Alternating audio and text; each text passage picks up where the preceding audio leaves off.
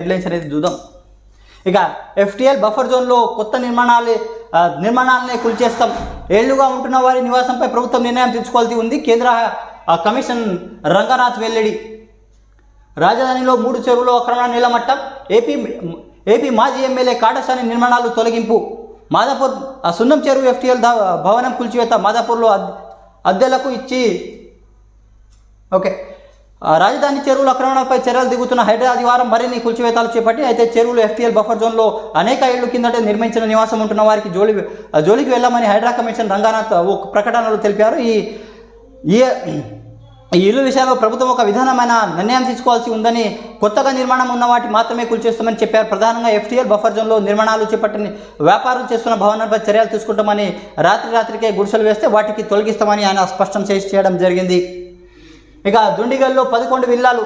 మరోవైపు హైదరాబాద్ ద్వారా 3 చోట్ల ఆక్రమణాలు నిర్మిస్తున్న